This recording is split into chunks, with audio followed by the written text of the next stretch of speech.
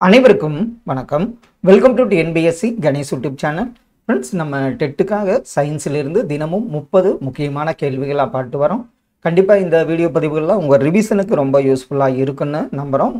முதல் கேள்வி பாருங்கள். அன்றாட வாழ்வில் காந்தங்கள் எவற்றில் பயன்படுத்தப்படுகின்றன? அன்றாட வாழ்வில் காந்தங்கள் ஆப்ஷனில் பார்த்தீங்கன்னா குளிர்பதனிகள், கணினிகள், மின் உயர்த்திகள் இவற்றிலெல்லாம் காந்தங்கள் பயன்படுத்தப்படுகின்றன. கூற்று: மின்னலின் போது உயரமான மரத்தினடியில் நிற்பது நல்லது. காரணம், அது உங்களை மின்னலுக்கான இலக்காக மாற்றும். இதில் நம்ம பார்த்தோன்னே சொல்லிடுவோம். கூற்று மற்றும் காரணம், அதாவது கூற்று தவறு, காரணம் சரி. இப்போ மின்னல் அடிக்கிறப்ப வெட்டுறப்ப பார்த்திங்கன்னா நம்ம மரத்தடியில் நிற்கக்கூடாது. ஏன்னா காரணம் மாதிரி தான், அது உங்களை மின்னலுக்கான இலக்காக மாற்றும். கூற்று தவறு, காரணம் சரியான ஒன்று. மேக்னடைட்டின் மூலக்கூறு வாய்ப்பாடு என்ன? மேக்னடைட்டோடது பார்த்தீங்கன்னா Fe3O4 என்பது மேக்னடைட்டின் மூலக்கூறு வாய்ப்பாடாகும். கூற்று: மின்னழுத்தம் அதிகமான இடத்திலிருந்து மின்னழுத்தம் குறைவான இடத்திற்கு மின்னோட்டம் பாயும். காரணம், எலக்ட்ரான்களின் ஓட்டமே மின்னோட்டம் எனப்படும். இதில் பார்த்தீங்கன்னா கூற்று மற்றும் காரணம் இரண்டும் சரி. காரணம் என்பது சரியான விளக்கம் கிடையாது. ஆப்ஷன் பி தான் இதற்கு சரியான விடை. காந்த ஊசி எங்கு பயன்படுகிறது? ஆப்ஷனில் பாருங்க. காந்த ஊசி காந்த விசை கோடுகள் வரைய, காந்த புலத்தின் திசையை அறிய, கடல் பயணத்திற்கு, இவற்றில் அனைத்திற்குமே பார்த்தீங்கன்னா காந்த ஊசி பயன்படுகிறது. 20 ஹெர்ட்ஸ் முதல் 20,000 ஹெர்ட்ஸ் வரையிலான ஒலி என்ன ஒலி ஆகும்? இது மனிதர்கள் உணரக்கூடிய ஒளி. இது என்ன ஒளின்னு பார்த்தீங்கன்னா சோனிக் ஒளி என்பது சரியான ஒன்று. கூற்று: மிதிவண்டி மற்றும் வாகன பாகங்கள் விலை மலிவான உலோகத்தில் செய்த பிறகு அதன் மீது குரோமியம் பூசப்படுகிறது. காரணம், குரோமியம் எளிதில் துருப்பிடிப்பதில்லை, மேலும் அதன் மேலே கீறல் விழாது. இதில் பார்த்தீங்கன்னா கூற்று மற்றும் காரணம் இரண்டும் சரி. காரணம் என்பது கூற்றிற்கான சரியான விளக்கம். ஆப்ஷன் ஏ தான் சரியான ஒன்று.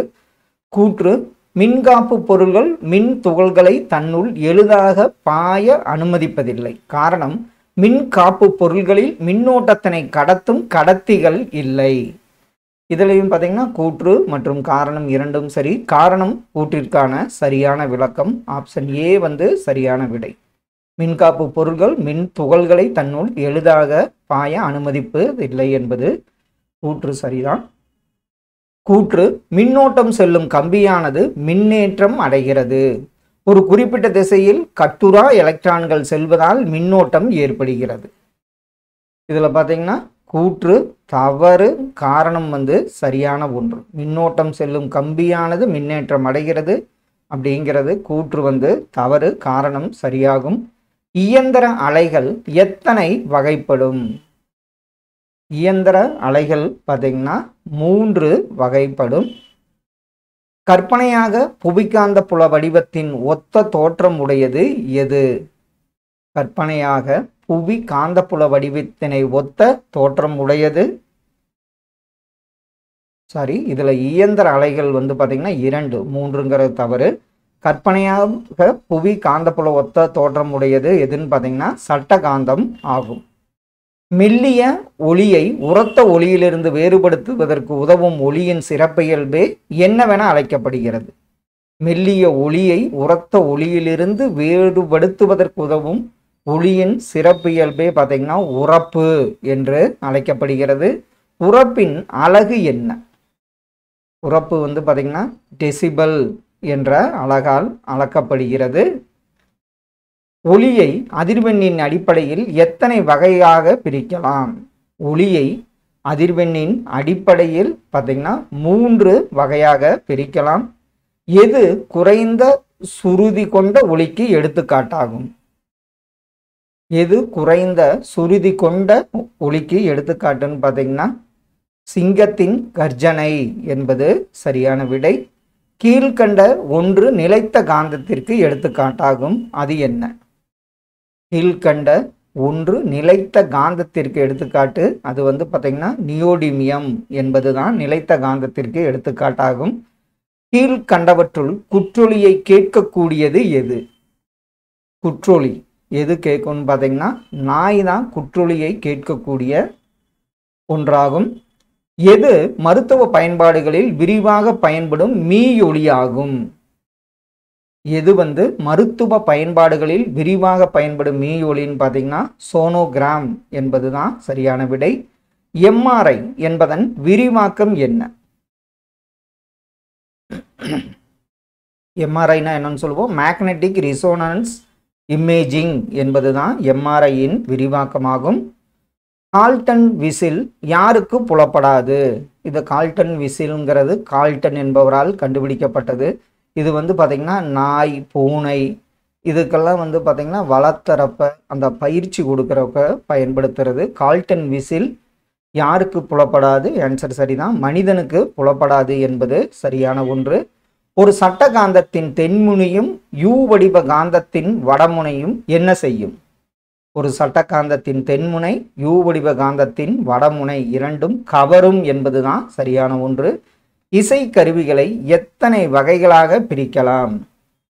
ஆப்ஷன்ல பார்த்தீங்கன்னா இசை கருவிகளை 4 வகைகளாக பிரிக்கலாம்.